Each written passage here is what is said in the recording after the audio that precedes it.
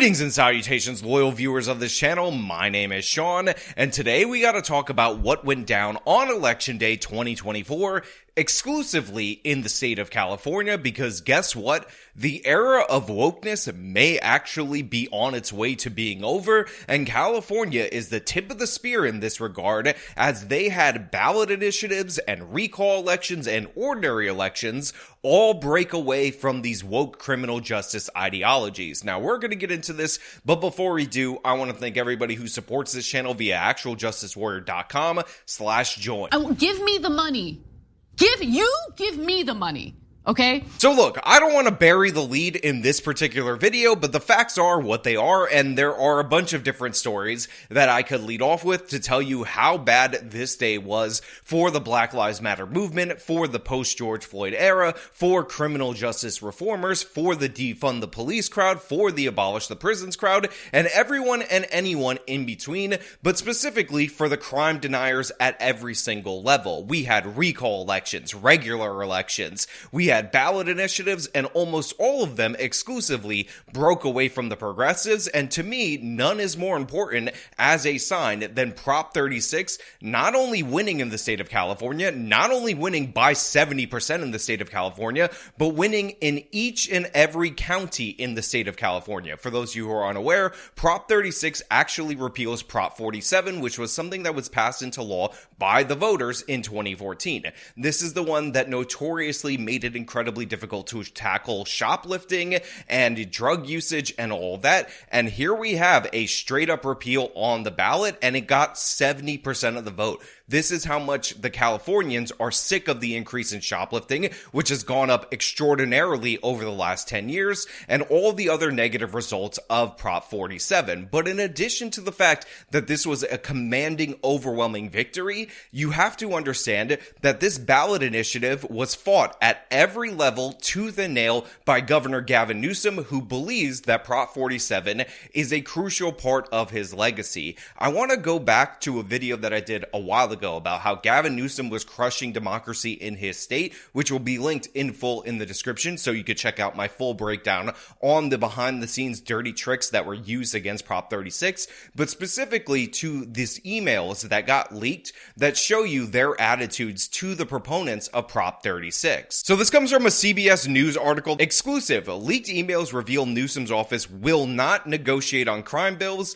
unless DAs pull 2024 ballot measure to amend Prop 47. After this initiative's done with not one new dollar, it's about mass incarceration. It's about bringing it back to 1980s mindset where it's possession of drugs and you end up in state prison at the cost of $100,000+ per taxpayer. It's funded by big oil and Walmart and conservative right-wing DAs. The impact's going to have on the black and brown community is next level. And the fact that I saw a poll today and so 70% of people want to support it, I was wondering what state I was living in. Now, if you'll remember this particular scandal right here, what you found out was behind the scenes, the Newsom administration was doing everything and anything to kill this initiative in the crib, strangle it before it became up for a vote, before the voters got to decide. But this was only due to the fact that Newsom wanted to protect his own legacy, because as we find out, it's not that they don't understand that this Prop 47 thing is going to go down. It's that they want to wait until 2026 when Gavin Newsom is no longer the governor, when he's termed out and somebody else is running for election. So already we got some shady stuff right here, but there's something that I want to highlight for you, a specific portion of the chain that I find to be amazing in retrospect. In one email, the governor's chief of staff, Dana Williamson, tells the coalition's lead negotiator, Greg Totten, that leadership is willing to negotiate on its package of crime bills, which would take effect immediately, clarifying, quote, "As far as the initiative, we are open to something in 2026. Totten replies, quote, "As I noted previously, our focus is on amending Proposition 47 on the 2024 ballot," adding, quote, "If the administration is prepared to consider an amendment to Prop 47 on the ballot, then we are happy to meet." And then Williamson, Gavin Newsom's chief of staff, sends this nasty email that says as follows, "If that's your position, then I agree. There's nothing to talk about. It's really amazing how you're incapable of taking a win. And the consultants you're working with haven't won anything in a decade. Good luck. Yeah, that is a perfect distillation of the attitude of the progressive elites on this particular issue, on almost all issues related to crime. And I absolutely love that she had to accentuate that with the good luck at the end, because guess what? Not only did they win 70% of the votes in California, and they won each and every county in California. So Gavin Newsom, your legacy, good luck with that. Now look, that is statewide for California, but make no mistake about it, the voters also made their voices heard at the ballot box in very left-wing strongholds like Los Angeles County. George Gascon, a district attorney that we've covered over and over again, who won 4 years ago during the height of the Black Lives Matter fervor, this guy who never wants to prosecute anyone for anything, Soros-backed the whole nine, everything bad that you can have about a prosecutor, also got demolished in his re-election bid. And to make matters even worse, because although he is pictured on the ballot as an independent, I'm Nathan Hochman. As an independent district attorney, I'll get politics out of the DA's office and restore public safety. I will prosecute the criminals ravaging Los Angeles County and bring sanity back to the DA's office. Make no mistake about it, Los Angeles County elected a Republican to go after and defeat Gascon, and that's exactly what they did. This man, the one that defeated him, he was the Republican candidate for Attorney General in 2022. And by the way, the victory was a commanding victory. Nathan Hochman, again a Republican, destroyed the progressive George Gascon 61.46% to 38.54%. That is a nearly 23-point victory as the votes stand today. Obviously, California has a ridiculous election system where they're going to be counting votes up until 2027, but it is overwhelming as of right now, and it absolutely demolishes Gascon, demolishes the progressive worldview of denying crime and letting all these criminals out. And honestly, I'm so proud of the residents of Los Angeles County for throwing this man out on his ass where he deserved. We're going to recommend to the court that the life without the possibility of parole be removed and that they will be sentenced for murder, which, because there are 2 murders involved, that will be 50 years to life. However, because of their age, under the law, since they were under 26 years of age at the time that these crimes occurred, they will be eligible for parole. In one of the most desperate reaches in order to retain some level of popularity, Gascon actually recommended the Menendez brothers, 2 murderers, be freed from prison due to the fact that they were getting so much attention due to Netflix fictionalized versions of events and documentaries, which also contain many fictions about the events. So this guy, who was getting wrecked over the polls for letting criminals off over and over again, decided that the best thing he could do for his reputation was to cynically recommend the release of popular, well-known criminals in Los Angeles County, those being the Menendez brothers. And one of the things that was so great about this is if you looked at any of the ads for Nathan Hochman's campaign, they were not ambiguous about what this man stood for. They basically had the slogan, "Enough is enough," and I'll play it for you, but the fact of the matter is it contains real footage of Los Angeles crime, so I'm gonna have to blur or pause it a little bit, but you could see the tone and tenor of these ads to know that this was a straight up tough on crime versus soft, woke, Black Lives Matter era nonsense, and it absolutely demolished that nonsense. Enough is enough. Enough is enough. They're right. Enough is enough.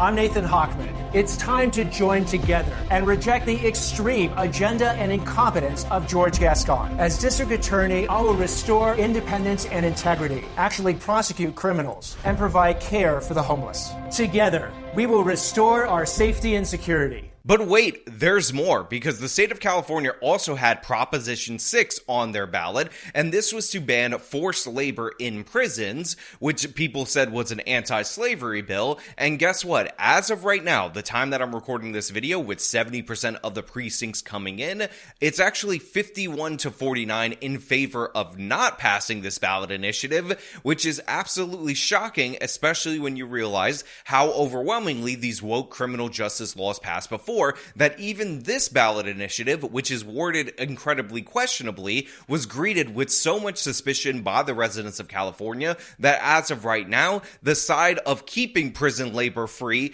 actually is winning right now. It's madness in every possible way. Again, they pitch this as an anti-slavery thing, and when you go to read up on the opposition to this particular campaign, almost nobody stepped up to oppose it. So an unopposed woke criminal justice ballot initiative that is written in such a way to make it seem like it was actually anti-slavery in general, not anti-prison labor, was winning at my last check 51-49, but now that lead has expanded and it's up 54% to 45%. Now, to be clear, this isn't some great grand victory or anything like that. I understand that there are good arguments against free prison labor, and you can feel free to make them and hold that position, but what this is indicative of is the fact that people are sick of these woke criminal justice policies. They're sick of the Black Lives Matter movement, and if you put anything on the ballot that pushes in that direction, guess what? They're going to push back against it because you've already proven to be untrustworthy. Remember, after Prop 47 was passed, one of the sneaky things that the California state legislature did was move a bunch of crimes into the Prop 47 category, which made it more difficult for district attorneys, even good ones across the state, to prosecute those offenders. By the way, in addition to these losses in Southern California and statewide, we also have devastating losses for the progressives in the Bay Area. London Breed, the woke mayor of San Francisco, well, she is mayor no longer. She lost her re-election bid to a more moderate Democrat. There's also victories up and down the city council for San Francisco, which I find to be absolutely amazing. But the amazement doesn't stop there because a hop skip across the river, and guess what? Shang Tao, the mayor of Oakland, is gone too. Now, she was embroiled in scandals, but make no mistake about it, one of the major driving forces behind her recall campaign was her soft on crime, defund the police approach. And we talked about how Oakland actually saw crime going down before the Black Lives Matter riots, before Shang Tao, and she came in and started mucking it up. And what's so funny about her loss is that she was at one point begging the media to stop showing people the crime that was going on in the city of Oakland. And so we know that the work that we have done was actually great and it's positive. And it is because of doom loopers that continue to talk about nasty crimes in the city of Oakland that allows for people to believe that, somehow the crimes aren't coming down. And it is that fear mongering that you continue to do that actually suppresses a lot of people's feelings about Oakland. And I think that that's very unjust. So Oakland Mayor Shang Tao very much of the belief that there's too much negative news. In fact, she has pointed out to reporters, including myself, that there needs to be more focus on positive news, but clearly she is digging in her heels. The night is still young. Right now, 65% of those in favor of her recall, as well as the recall of District Attorney Pamela Price. Well, guess what, Shang Tao? Pack your bags and get the hell out of here. You're fired. Come back never. And the defeat of her was absolutely overwhelming. Again, these are like 60 to 70% voting against these woke figures and woke initiatives, and I'm here for it at every level. And by the way, we go from the city of Oakland level to the county level because Pamela Price, again, a district attorney that we've talked about so many times on this channel, was also demolished in a recall campaign, the Alameda County recall campaign, and she's just like Gascon, just like Chesa Boudin in San Francisco before he was recalled, one of these woke, never prosecute anyone for anything kind of people. And if you guys don't remember, there was a specific story, actually there's more than a few stories that we covered related to her, but one that really aggravated the Asian community in and around this area was the fact that you had two gang members shooting at each other on the highway. They ended up hitting a 2-year-old, and Pamela Price didn't charge those crimes very seriously. Price wrote this email as an update on the Jasper Wu case. The little boy lost to gang violence in November of 2021. 23-month-old Jasper Wu lost his life to a stray bullet while riding in his car seat. It happened because two rival gangs were having a rolling gun battle on Highway 880. 3 men, Trevor Green, Johnny Jackson, and Ivory Bevins, have their preliminary hearing on murder charges in 3 weeks. A member of the AAPI community asked Alameda County District Attorney Pamela Price for an update on the case. And Price sent this email yesterday that reads in part, "Our office is currently working on a partnership with the Asian Law Caucus to support AAPI victims of violence in ways that open up broader possibilities for healing and non-carceral forms of accountability." Non-carceral, meaning no jail time, even for violent criminals. If I were Jasper's parents, I would be highly offended and I would be very fearful. Now, that boy who was just 1 month shy of his 2nd birthday, his name was Jasper Wu, and he was riding with his family on Highway 880 when this gang shootout started, again, on the highway. He was in his car seat when he was struck by a stray bullet. But to make this case all the more disgusting, they actually got 3 arrests. They got the criminals. But a leaked email from Pamela Price's office showed that she wanted to push for non-carceral solutions. No jail time. That's what that means if you guys are unaware. No jail time for gunning down a baby boy just a month shy of his 2-year birthday in his car seat in front of his parents. That's who Pamela Price is. And you know what? There's nothing that's going to bring him back, but this is a modicum of justice, and it's well deserved that she's out of office, because case after case, she would do this to victims' families. Even Gavin Newsom, as woke and left-wing as he is, offered to send in state's attorneys in order to help her, in order to actually prosecute cases, but she was so ideologically committed to the criminals, to aiding and abetting them, she rejected that. So again, this woman was too woke for Gavin Newsom's California, the same guy who was trying to sabotage all reforms to Prop 47. So again, Jasper Wu has not been brought back. I don't want to make any claims related to how his family feels, but I know I feel much better knowing that this dangerous monster is out of the Alameda County District Attorney's office, and it's well deserved. Look, I want to make something 100% clear. California has proven to be an unbelievably, terribly governed state. They have voted the wrong direction at the local level, at the statewide level, and on many of these ballot initiatives. But you know what? Election Day 2024, those bills came due. They finally had enough, and we got to give credit to our fellow Americans on the West Coast for finally saying that they're sick and tired of this nonsense and speaking out in such a great way at the ballot box with commanding victories over these monsters, monstrous activists that put these deceptive initiatives on the ballot in the first place, and the politicians in power that enforce this and go beyond this and aid and abet the worst people in our society, criminals like murderers, child murderers, because they think, you know what, they're innocent baby Aladdins who deserve a better chance. So yeah, while I can't stand the fact that we're this far removed from Election Day and only 70% of the ballots have been counted and less in some of these areas, the facts are what they are, and as they stand right now, California has moved in the correct direction. Now look, I know that everybody is trying to take the results from Election Day, parse through them, and say, actually, this means that the people agree with me. Actually, this means that the voters are going with what I told you all along.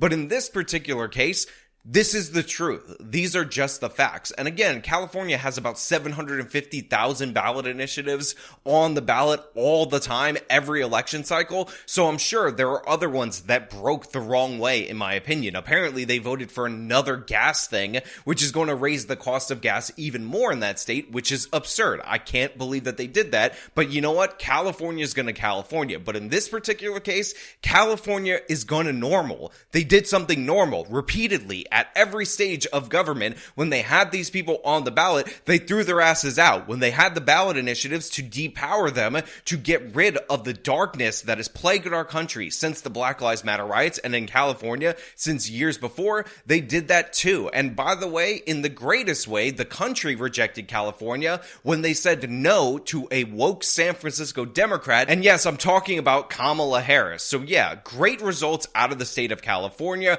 Obviously, go through through their ballot initiatives, find the ones that absolutely suck, but one that was a positive step, even though, again, we have to wait about 15 years to get the votes in, was the fact that they even rejected a minimum wage increase for small businesses after realizing the disastrous results of that increase on the fast food industry. So yeah, good results. You can't deny them, in my opinion, unless you're on the left and you're in denial of everything. But you know what? I want to know what you guys think down in the comments below. If you like this video, show them by leaving a like, subscribe for more content, follow me on the social medias, support me via the support links in the description of this video. This has been me talking about the call for justice being heard in California. Till next time.